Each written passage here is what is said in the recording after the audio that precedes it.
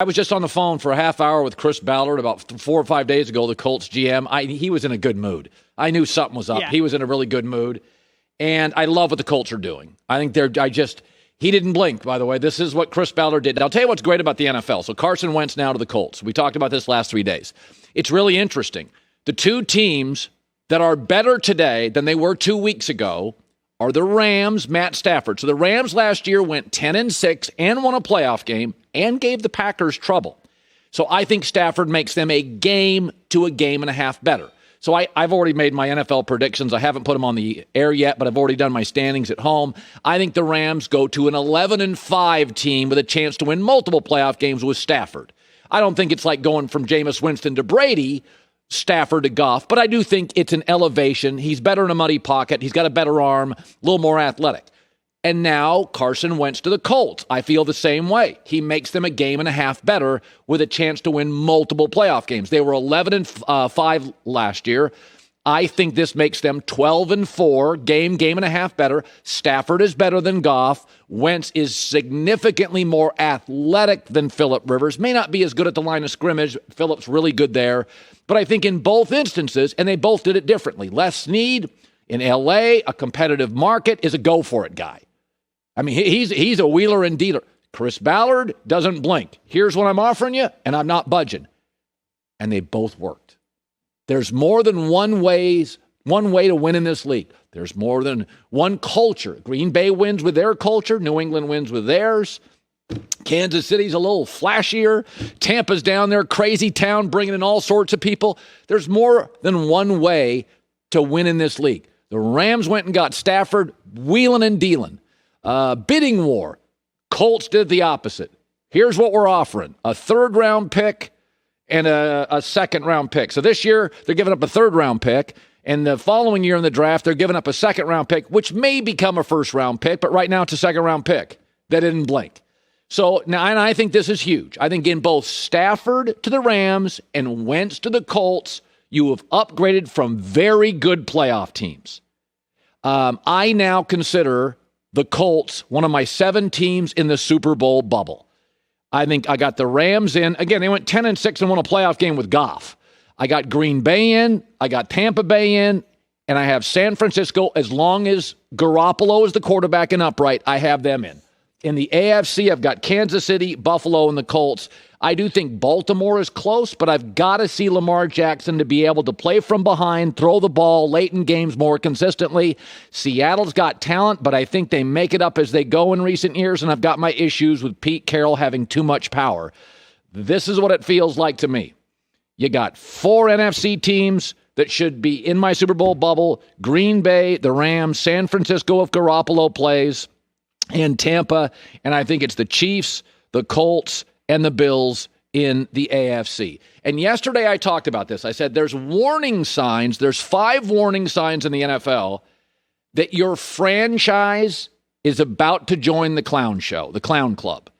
I'm not going to reiterate those, but there's also 5 signs that you're going to become a legitimate Super Bowl contender every year. And the Colts now have those, and let's discuss them. Number 1, the quarterback and the coach have a strong relationship. Breeze and Sean Payton, Andy Reid and Mahomes. Say what you want, Belichick and Brady, Fouts, and you go back to Aikman and Jimmy Johnson.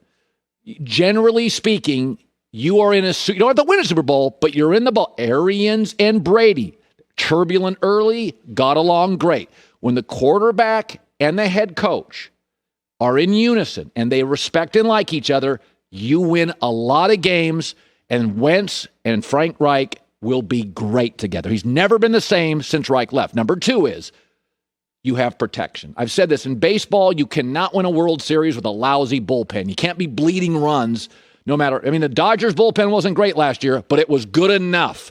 You cannot win Super Bowls with a crappy offensive line. The Buccaneers, the untold story of the Buccaneers Super Bowl was their offensive line at the end of the year was fantastic. Brady wasn't getting touched.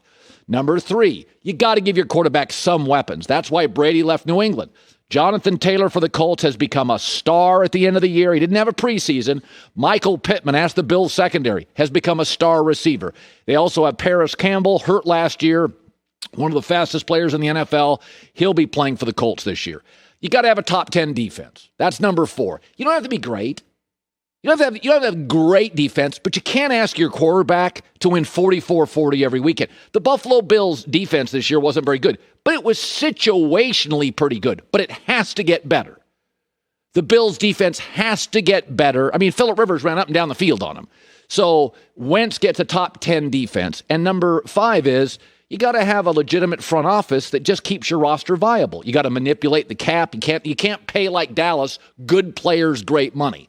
So the 5 things to me that means and it's, by the way, this is kind of what Baltimore usually is, what Green Bay usually is, what New England was, is you got a good head coach quarterback relationship, good offensive line, give him some weapons, a defense that lets you win occasionally 23-20, and a front office that's viable, manipulates the cap, keeps the roster tight. You've always got a little cap space. You don't have any dead money. You're not paying good players great money. So I think right now the Colts just found themselves. The Rams and the Colts both are in my Super Bowl bubble, but I think the Colts are there this morning. They didn't blink. They've got their way of doing business, and congratulations. I knew when I talked to Ballard he was in an especially good mood, and he just landed Carson Wentz. And let me just say this about there are different ways to do it, but what you never want to do, even in life, is sell your soul. I mean, I'm a saver. I don't spend a lot of money.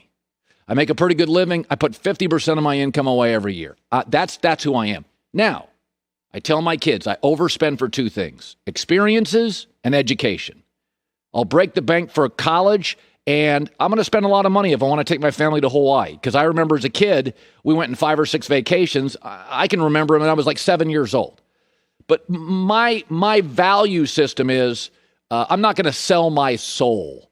Okay, this is what I am. I'm a saver.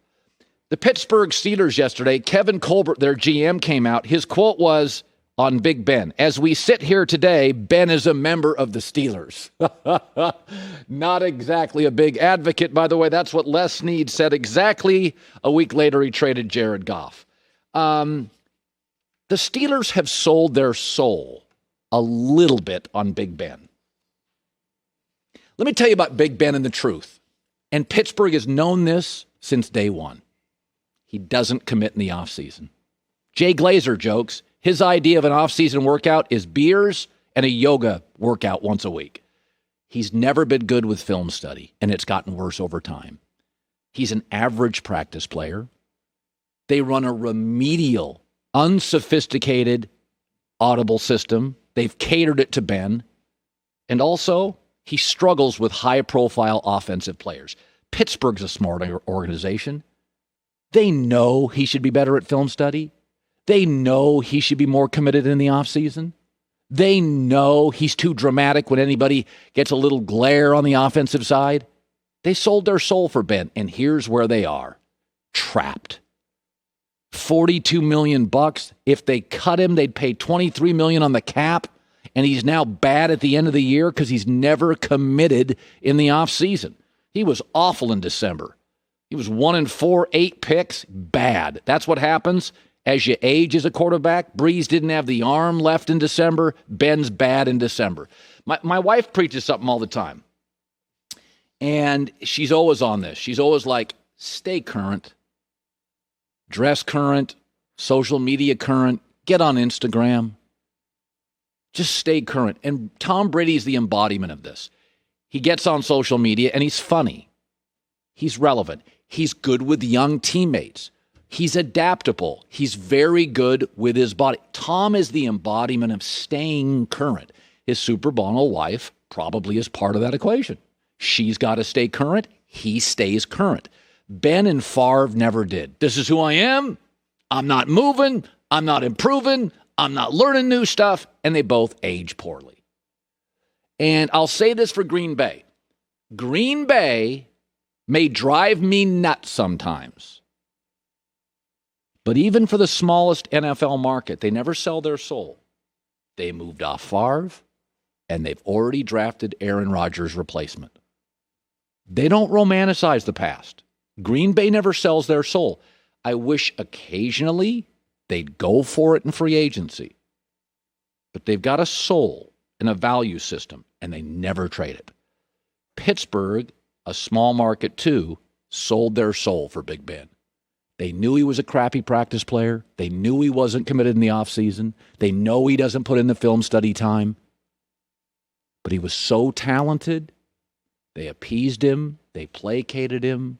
They let him get away with it. And now they're trapped. Green Bay's not trapped. Pittsburgh's trapped. Hi, everybody. Thanks for watching. Subscribe here to get the latest from the show. Also, be sure to check out more of the best clips from The Herd or go watch a few segments from other shows on FS1.